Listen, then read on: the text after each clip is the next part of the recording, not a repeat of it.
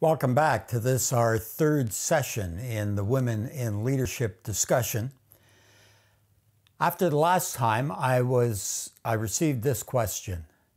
What is the purpose? Where are we headed with this? What are we trying to do? And that's a great question, to sort of know from the outset where it is that we want to end up. And where we're trying to end up is not necessarily that we're all on the same page and seeing everything exactly the same way, but we want to end up so that we understand why some people favor this view, why others favor this view, and to appreciate that there is a reason for arguments on both sides, and therefore the liberty for some people to emphasize these arguments and end up in this direction, other people to emphasize this and end up over here. Last time we saw that both Jesus, in his entourage of people that he had around him and how he dealt with women while he was here, and the Apostle Paul, both through the book of Acts but also in his writings, that the dignity and the respect and the position that they recognized the women had, which was a recognition that they did not receive in the culture by and large that was part of where they lived and their time. The very affirmation by Paul of many women in his letters in particular, and the designation of or commendation for them for their roles probably of leadership and certainly of partnership with him in the gospel, shows that women were very engaged. We know that there was at least one woman who is called a deacon. There is, again, at least one woman who is referred to as an apostle. Last time we didn't look at the position or role or job of prophet, but there are a number of women. In the book of Acts in particular, we see them at work, and then mentioned elsewhere, there are women designated as prophetesses. So whatever that role, whatever that was that they did within the local church, there were women that filled that role. What we also discovered is that there were no women, at least by name, who were teachers or elders. Now, when it comes to the issue of teachers, there were some women who apparently taught. It is my conviction that Priscilla was a teacher. In fact, the very prominence that she is given in her name being named before her husband, Priscilla and Aquila, most often, most frequently that way, would indicate that she, and they were engaged in teaching, teaching Apollos and probably others. So my assumption would be that her prominence would indicate that she was a teacher and maybe the lead teacher between she and her husband. When it comes to the issue of elders, there are no elders that are named at all, except for Peter and John, who self-identified as elders when they wrote a couple of their letters. But other than that, the very fact that there were no women named as elders, let us also remember that there were, other than Peter and John, no men who were named as elders. So the bottom line is, if we want to argue either that there were no women elders or that there were women elders, we're arguing from silence because it's really not clear, not stated specifically. In this session, I want us to look particularly at 1 Corinthians chapter 11 and how that feeds into 1 Corinthians chapter 14, two key texts around this issue of women in leadership. But before we begin, I want to just mention a couple of things. First of all, this could be a lengthy session. I'll try and move through as quickly as I can so that we keep it moving, but bear with me. I'm a plotter when it comes to speaking. I'm not a fast speaker. I'll try and keep the pace going, but we want to get through this material, so hang on. The other thing that I want to do at the outset is just begin with a couple of my own hermeneutical presuppositions. Now, when I say that, first of all, when I say my own, what I mean is that they're shared by other people, but they're not shared by everybody. When I say that they are hermeneutical presuppositions, I mean that they are by hermeneutical, I mean the rules that I use and I employ when I'm studying the Bible. And by presuppositions, I mean that they are foundational for me, and you need to determine whether they are foundational for you. Some people agree with them, some people do not. But our presuppositions lead us to our conclusions. For example, if I'm debating the issue of whether abortion should be allowed, and the person I'm speaking to says, well, you know, I do not believe that there is life before birth. So life begins when the baby delivered is spanked on the bottom, takes in that breath of air and cries out, life begins. And if they say that to me, if they say that's my presupposition is that life begins at birth, then I say, then I understand how you get to the position of thinking that abortion is fine, because you're not taking the life of a person. Because it's not a person, it's not life until birth. I don't agree with your presupposition, but I understand how your presupposition leads you to a certain conclusion. So my presupposition is that life begins at conception. When the male and female is woven together and the egg is fertilized, I believe that there is life. And so to take that life is taking a life, is murder, and that's why I'm against abortion. Now, if you don't buy that presupposition, at least understanding it's my presupposition, it enables you to understand how I reach my conclusion. And so I want to give these presuppositions, I have two of them, I have more than that, but two that I'm going to give you, around these hermeneutical presuppositions, these things that help me determine the priority of influence that a text has as we work through it. And the first one is that I believe that the simple helps interpret the complex. You use the more easily understood passages to understand the more difficult passages. I liken it to putting a puzzle together. If you like to put puzzles together, how do you put together a very intricate puzzle? Well, if you're like 99.9% of all puzzlers, you'll begin with the edges because they're the easiest to identify. You just have to figure out which of the four edges they're going to go on, because each of them has a flat edge if they're on the edge. Then you so that's the easiest, and you put that together first. And then you'll look at the picture and you'll say, well, this color is concentrated in this area, so I'll put all these colors together. And you are progressively, in doing a puzzle, moving from the simpler to help you do the more difficult all the way along.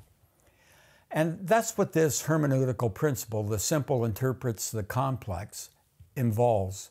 In fact, I learned it in this little way.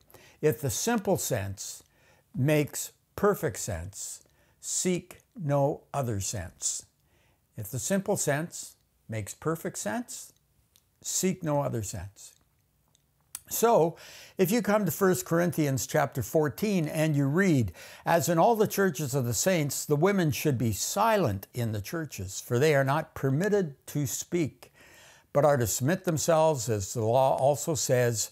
If they want to learn something, let them ask their own husbands at home, since it is disgraceful for a woman to speak in the church. Now, 3 times in those 2 verses, you have that the women are to be silent or not to speak, which amounts to the same thing in my book. So the women are to be silent is mentioned 3 times. It seems fairly clear. So that's simple. If the simple sense makes perfect sense, seek no other sense. Part of what we want to do in this session is say, well, is that the only way we can understand that? Is that the simplest way of understanding it in the context of everything? But that's a different question. It begins with saying, this is simple to understand when we read it, so let's accept it at face value. 1 Timothy chapter 2 seems to have the same kind of thing when it says a woman is to learn quietly and in full submission. I do not allow a woman to teach or to have authority over a man. Instead, she is to remain quiet. And twice in there, she is encouraged to be silent, to remain quiet. So in this session, we're going to deal with the Corinthians passage. In the next session, we're going to deal with the Timothy passage. But we want to see and ask, how clear are they really? So that's the first hermeneutical principle. The simple sense making perfect sense, seeking no other sense. The second principle is the law of first mention. And the first mention of a word or a phrase or a subject gives significant insight into how you should interpret that and read that into the next time you see that word or that phrase or that subject. And it helps the first mention helps define what that word or that subject means. So a corollary of that is that what comes first you use to interpret what comes later. And the closer they are in proximity, the more profound or more influential that rule is. So, for example, in 1 Corinthians chapter 11, when you read, every woman who prays or prophesies with her head uncovered dishonors her head, and it seems to imply that a woman is able to pray or prophesy, and I'm making an assumption here that we'll talk about in a moment, but assuming that that is praying and prophesying within the local church, within a church meeting context, then the fact that that's mentioned, and in just a couple of chapters later, he's saying, now I want the women to be quiet in the church. You have to figure out how what comes first influences and is used to interpret what comes second, not how what comes second invalidates what comes first. So we need to examine that. And there are some ways in which people get around that. When it says in 1 Corinthians chapter 11 that men and women, when they pray or they prophesy, they need to follow these things, you can say, yes, but that's not referring to the church meeting. And there is a reason for understanding it that way. When you come to 1 Corinthians 11, verse 18, which is after this section of how men and women are to pray and to prophesy, in verse 18, it begins with, when you come together. And then that's repeated again a couple of verses later, when you come together.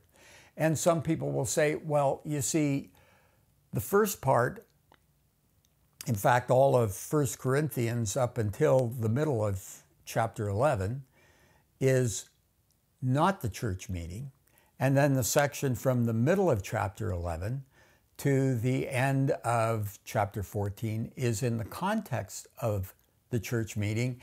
And the reason we know that is it says a couple of times, oh, now when you come together, now when you come together. Okay, so it's either when you come together as the assembled church. And so we haven't been talking about the assembled church before this.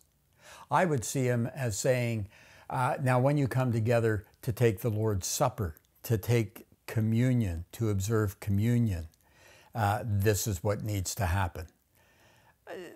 My argument isn't any stronger than the person who thinks it's for the whole church. And that's my point. The point is, both could be valid interpretations as we come here. I think that if you take it as praying and prophesying outside of the church context, the assembly of the church meeting, the church service, then you have a problem. Are there specific rules that govern not just women, but men when they're praying with their families, when they're praying on their own, when they are praying in a small group context? It seems to me when Paul is giving the direction, it is better to understand him as referring to the church meeting and how it functions in the church meeting. It's hard to believe that Paul would be giving specific directions as to how you pray in the home. And what does it mean to prophesy if you're prophesying in the home? Is this a word you have for your family? Prophecy is usually something almost universally elsewhere. It is something that happens within the context of the church or other people outside your own family. So I think every indication would be that 1 Corinthians 11, verses 2 through 16, refer to the church meeting, as does what we have in the rest of 1 Corinthians 11 and on. 1 Corinthians 11, 3 through 16, is a significant passage because it, in my estimation, indicates that women could pray and prophesy in the local meeting. But understand as we come to it that it's a very difficult passage to interpret. It can even be confusing to read when I read it to you. Now I want you to realize that the head of every man is Christ, and the head of the woman is man, and the head of Christ is God. And every man who prays or prophesies with his head uncovered dishonors his head. Every woman who prays or prophesies with her head uncovered dishonors her head. It is just as though her head were shaven. If a woman does not cover her head, she should not have her hair cut off. And if it is a disgrace for a woman to have her hair cut off or shaved, she should cover her head. And a man ought not to cover his head, and so on. And it's like, what? Can I get my head around this? What's going on here? So just a simple reading of it, while you can slow it down, you can take it piece by piece, you can work through what it means. The meaning isn't hidden, it can be discovered, but it's not easy, even from the standpoint of just reading it. In fact, so difficult is it that a significant New Testament scholar of our day and a person who has spent his whole life studying the Apostle Paul, N.T. Wright, said this: nobody actually knows, at least I've never read anyone who actually knows what 1 Corinthians 11, 2 and following really does mean. So here's maybe the foremost Pauline scholar alive today, certainly one of the top, and he's saying, I don't know what this means. I've got an opinion. I think I've got a way of explaining it, but I'm not going to go to the wall on this one because I haven't read anyone who really firmly knows and understands. That's how difficult this passage is. Let me just show you how difficult that is in terms of just a couple of things and how confusing these few things are. First of all is the word head. As I read through that passage, you probably heard head mentioned over again as Christ is the head of man and man is the head of the wife and so on and so forth. And the New Testament uses that term head, which is the word kephale. It uses it in at least two different ways to describe headship. It could be headship in terms of origin, source. So man is the head of wife because Adam gave birth through the giving of his rib to Eve. Eve's source is Adam. So it could mean that. But at other times it seems to mean authority, leader. And what happens is usually complementarians say, well, it really means here authority. And egalitarians say, no, it really means source. And the reality is they may both be right, and it may mean both. They may both be, I don't know if they can, either one or the other is wrong. I guess they can't both be wrong, but one or the other can be wrong.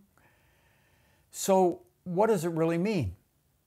And for myself, I would argue that it seems to have the meaning,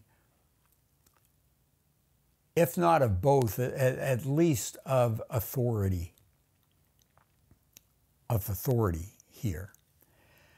But when I say that, where I come up is how you and I tend to think about authority, I think, is different than how God thinks of authority. We think of it in very legalistic terms rather than in compatible terms. We think of it as top-down because it says the Father is the head of Christ. Okay? Now, whatever authority he had in that role, they were ultimately fully God, both equally and together. So whatever authority is expressed is not as top-down as we tend to put it when we use the term authority of police with criminals, of governments with citizens, and parents with children, and then taking it into the home, husbands and wives. So it means something different, but I think it probably implies some level of authority in the passage. But it's difficult to know. And one side doesn't fully convince the other side. Then you have a question, is it referring to all men with all women, or specifically husbands with wives? So in verse 3, it reads, "The head of every man is Christ, and the head of woman is man." Well, at least that's the way some translations stack it up, like the NIV and the New American Standard Version. They say the head of woman is man. But the English Standard Version and the New Revised Standard Version, among other translations, say the head of every man is Christ, and the head of the wife is the husband. Now, think about it. If the best New Testament scholars in the world get together to work on these translations, and they work on them in context of together and working through it and discussing it and what's the best, how is it that you have half your translation saying one thing and half the other? And the point is this: how are you and I supposed to work this issue out if the great Bible translators can't agree on this? All I'm saying is it's a sticky issue. It's not easy. And then there's another word that's used in this passage, and it's to cover or uncover your head. Okay, put a cover on your head or uncover your head. And the problem is, this word is only ever used here. So what does the word mean when you don't have it in any other context to sort of compare and see how it's being used in another context? You only have it here. Is it referring to a shawl, something that you actually put over your head? Or is it referring to your hair? Because it says, for long hair is given to her as a covering. So at one point in time, it seems to imply it's hair. Does that mean that only people like me, if you're a man, only people like me who have no hair on top can pray? Because men are to pray uncovered. All I'm saying is I'm not trying to make fun of the passage. I'm trying to point out how difficult this passage is to wade through these things and understand exactly and precisely what they mean. So we need to give latitude for people to come up with reasonable but different responses and answers. And then in verse 10 it says this, "It is for this reason that a woman ought to have authority over her own head because of the angels." Now there's a couple of problems in that verse that I just read, but what do the angels have to do with all of this? Now, we can come up with an answer, we can make an explanation as to what's going on here, but the reality is, again, we don't fully understand or appreciate what was even in Paul's mind when he said this, because this is a very, very difficult passage. But the significance of the passage is, however difficult it is to interpret, it does come first. So let's think for a moment about the context that Paul is developing here in 1 Corinthians. What I would say goes from 1 Corinthians chapter 9 through to chapter 14. What is the context? What is the argument that he is building at this point in time in this epistle? And it seems to me the first thing to understand is that he begins by saying, I have a mission, I have a purpose, I have an overriding reason for everything, and the objective of my life is to influence people for Christ. That's what I want to do. I want to teach the believer. I want to live a life pleasing to God in how I conduct myself. But my overriding passion is to influence people for Christ.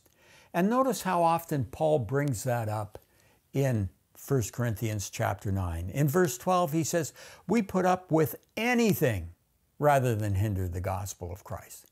Paul said, I will do anything and put up with anything so the people will respond to the gospel.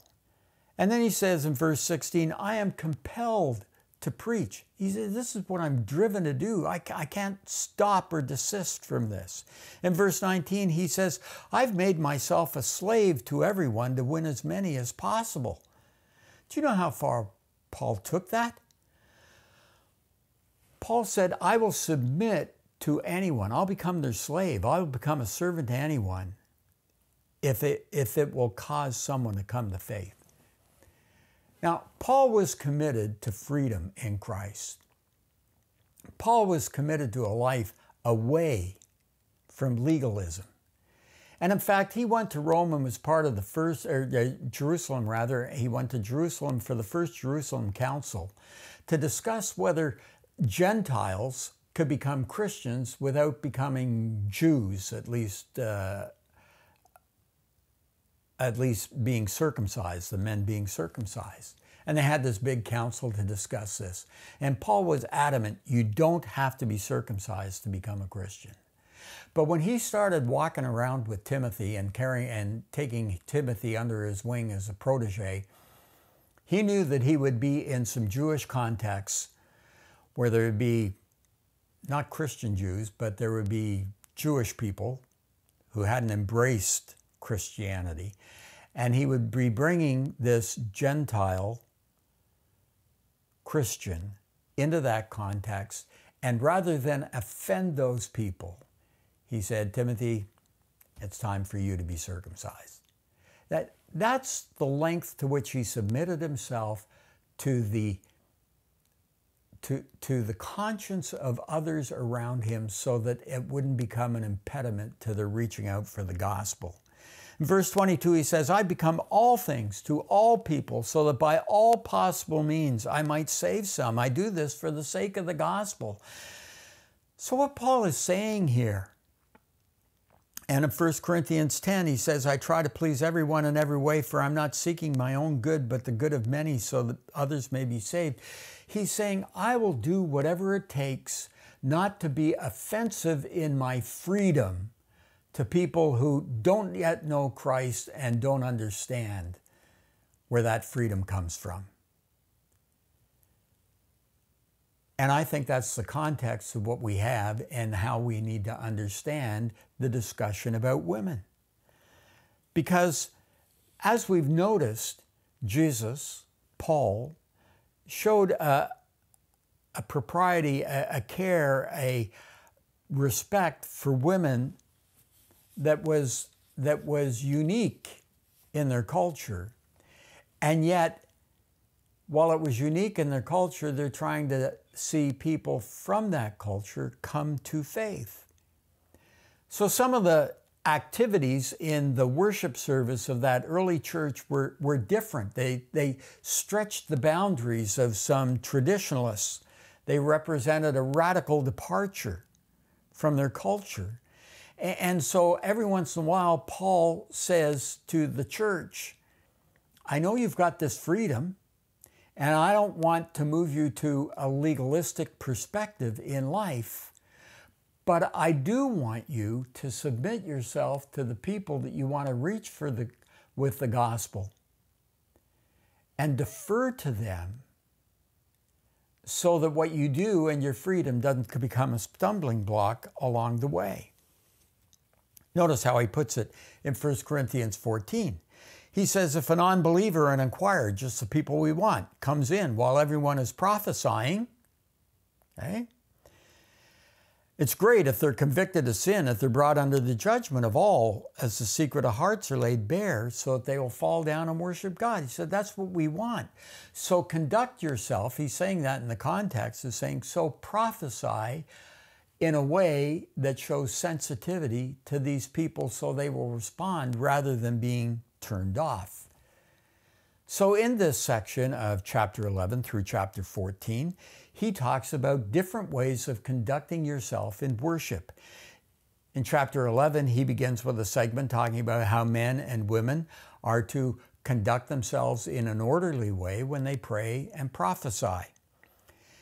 And then in the last half of chapter 11, he talks about a proper way to conduct yourself when you are observing communion, when you come together for the Lord's Supper and you eat together, so that you're showing deference and care for one another.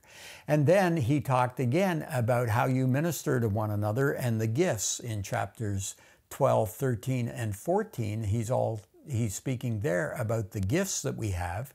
And specifically in chapter 14, he says, so when you use the gift of tongues, which is rather unusual, especially for the uninitiated who are looking in, when you use the gift of prophecy, which again might be unusual for the uninitiated when they're looking in, do it in a way that respects them and their comfort zone so that it doesn't become a stumbling block, but a way of bringing them to faith.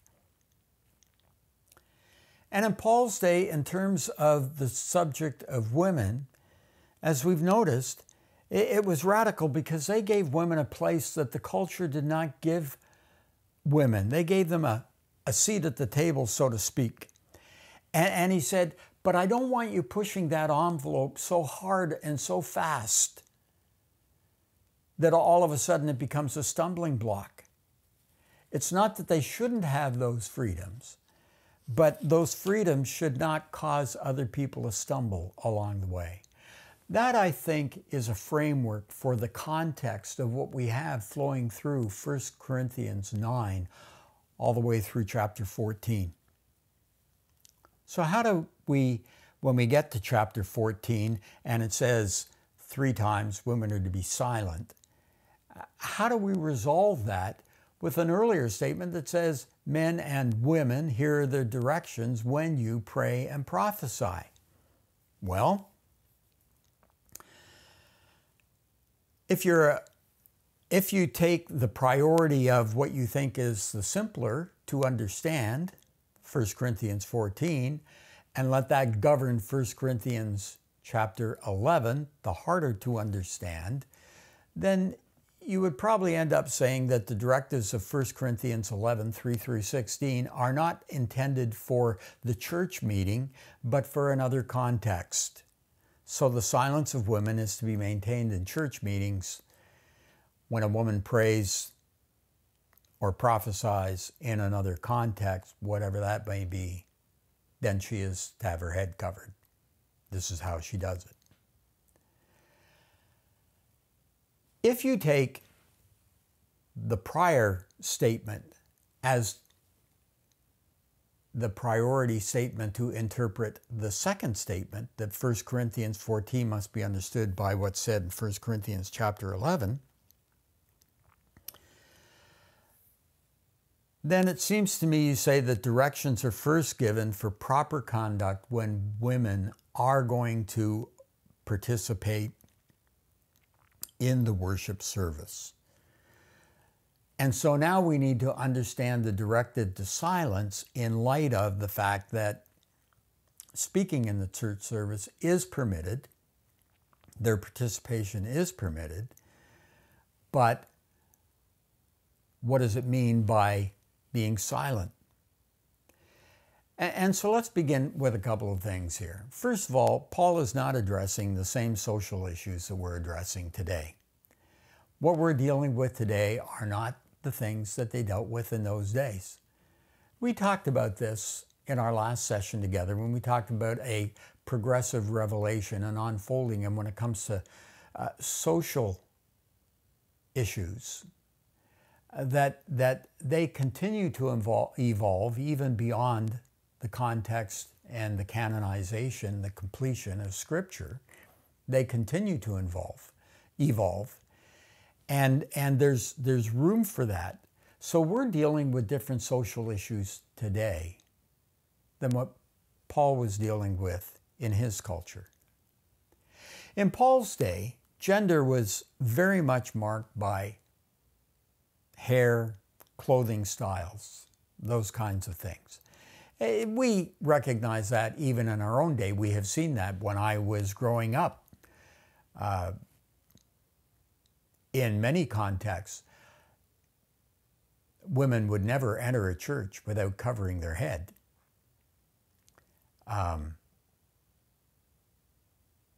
And if a man had, when I started growing my hair long, and when I was a teenager, it was the new fashion, the new fad to start letting the hair grow over your ears, even down to the bottom of your ears. And that received a huge backlash. Today, we see men in ponytails and we see women who are almost as few of hairs as I am. And we don't think about that too much. It's not an issue anymore. But when I was a kid, that was a huge issue.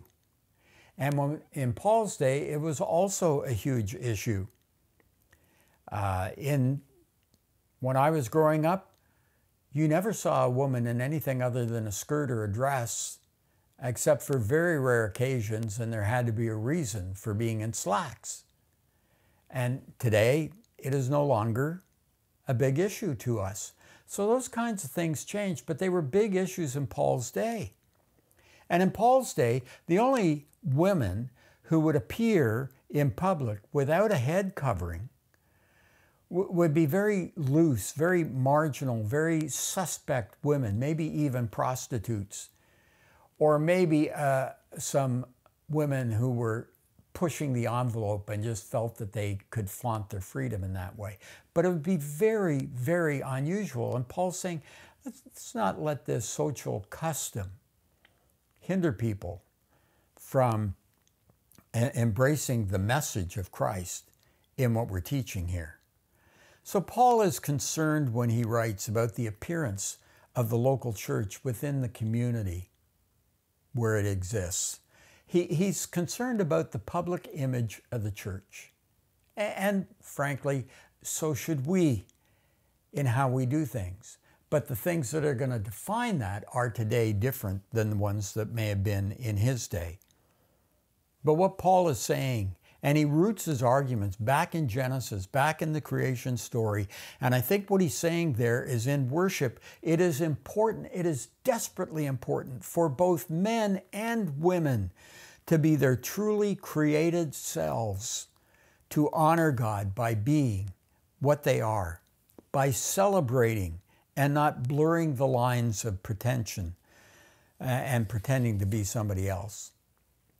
So I think that's what Paul is saying generally in this, and giving directions and letting that govern what he is saying here.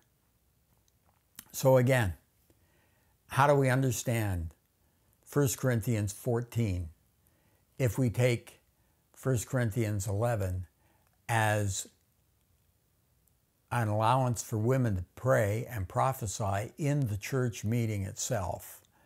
And how does that fit with what we have in 1 Corinthians 14? Well, let's set the stage. It is altogether possible, maybe even probable, that in Paul's day, many of the churches, maybe not all, but most of the churches, may have had the women sit on one side and the men sit on the other. I mean, that's not a cultural thing that we are unaware of. We know that they, to this day, do that in Jewish temples. If you go to the Wailing Wall, they have a women's section, they have a men's section, and the two don't blend, don't meet together. And in the synagogues, it was probably that way in Paul's day. So many of the churches probably followed suit. The women were on one side, the men were on another. I've been in services like that myself. I've been in Old Order Mennonite services on occasion. And the women are on one side, the men are on another. And another thing that was happening when someone would get up and speak in Paul's day, the Greek language had a number of different forms. There was, there was a classical Greek, and there was a Koine Greek, and there were other kinds of Greek in between those. But the classical Greek was sort of the highfalutin kind of Greek, and to the educated. And the Koine Greek was the street language Greek, the casual Greek. And that's what everybody talked in their day. But when you would come to a service, it was often talked in the classical Greek to give it significance, to give it impetus, to give it stature. And that way, only the educated, which in that culture were the men predominantly, could understand what was going on. So the men on the one side are getting what is being taught. The women are saying, what? I caught that word because I know Koine Greek, so I caught that word, but I didn't catch the rest, or it's put together differently and the grammar is different and stuff. So so little by little, these women start talking about what's being said, what's being said, what's being said, and they're asking and they're questioning what's going on.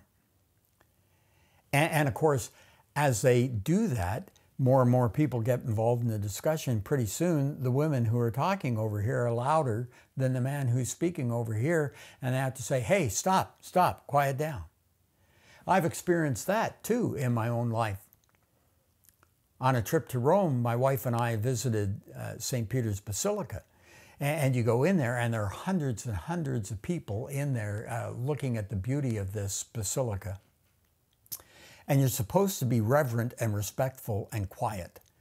But as hundreds of people begin whispering and talking and pointing out things to other people they're with, or you have a number of groups in there with their tour guides, and their tour guides are giving some direction and some explanation about what's going on, the crowd gets louder and louder and louder until a priest who is there says, quiet!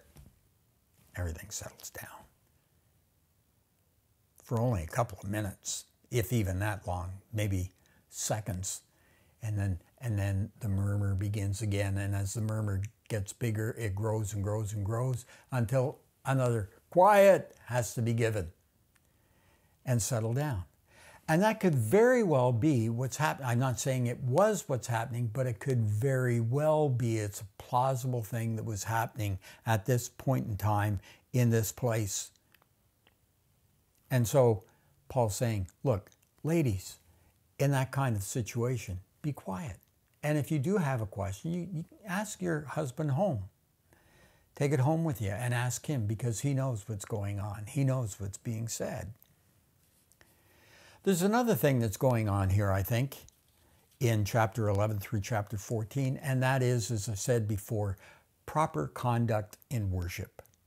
And so he begins with, he begins first of all with women, and men and how they're to conduct themselves properly when they pray and prophesy. But then he talks about communion, and he says, you're not doing right when you come together for communion. Here's the right and proper way to do it. And then he says, examine yourself, and only after you've examined yourself can you eat. In other words, if you examine yourself and you find out you're not responding properly, you're not following due process, don't eat. Then in chapter 14, he says, now, with the exercise of spiritual gifts, here is due process. And he begins with tongues specifically. And he says, look, here's one rule for the governing of tongues. If there's no one to interpret, stop speaking. Don't speak in tongues unless it's an interpreter, okay? So there's due process, or be silent. And then he gets to prophecy. And he says there's due process for prophecy. Let one, at the most two, and not at the same time. You have to listen to one after the other, so it's got to be done decently and in order, and one after the other. If you're not going to do it that way, stop speaking. And his point is, you can control yourself. You can govern whether you're going to eat or not at communion. You can govern whether you're going to speak in tongues or be silent. You can govern whether you're going to prophesy or be silent. And then to women, he says, you can govern whether you're going to do things in a proper way that shows order and respect. And if you can't, be silent. And I think that the verse that we have in 1 Corinthians 14, for women to be silent in verses 34 and 35, is in this context of controlling yourself for the good of the worship as you move along. All that I've tried to do in this today is say, look, we have some statements in 1 Corinthians 14 that seem very clear, seem very straightforward. Women, be silent. And you know what? If you take that as being simple, straightforward statements that you need to follow, I respect that. I understand that. And you have every right to do that. It makes sense. But if you say, you know what, I think there are other ways of understanding this, that there's another way of looking at it that fits the culture, that fits the context of 1 Corinthians, that fits what's going on here more broadly and is understanding verses 34 and 35 in 1 Corinthians 14 in the light of certainly 1 Corinthians 11 and the instructions that are given, but also in terms of what is happening from chapter 9 all the way through 14, I get that. And I acknowledge that you have grounds for understanding it that way. And at the end of the day, that's what we're saying, is that there are good exegetical arguments for both a complementarian and an egalitarian reading of 1 Corinthians 11 and 14. And so what happens is everybody is responsible before God for determining what they're going to believe. But hold it loosely. Whatever position you come to, recognize that someone else has spent as much time as you thinking about it and may have come to a very different position, and respect that and allow for that in the discussion of these things. I remind myself often that there are brilliant scholars on both sides of this question that can both debate each other without losing an inch and yet not gaining or convincing the other person of their position who's right. And the same is true when it comes to those who teach us. There are great and well-known eminent pastors on both sides of this issue. And many of them are friends, and many of them talk about this together and still say, well, you haven't convinced me and I haven't convinced you, but that's okay. Because there's room for us in the body of Christ to have different views as we go along. I realize we've rushed through this as quickly as I was able to keep pace with my lips here. And you may have many, many questions that have been unanswered in the speed with which we went through these passages. I invite you to correspond with me at WIL, Women in Leadership, WIL@brunettefellowship.com. And until next time, keep studying, read 1 Timothy 2, 11 through 15, and we're going to look at that in our time together next.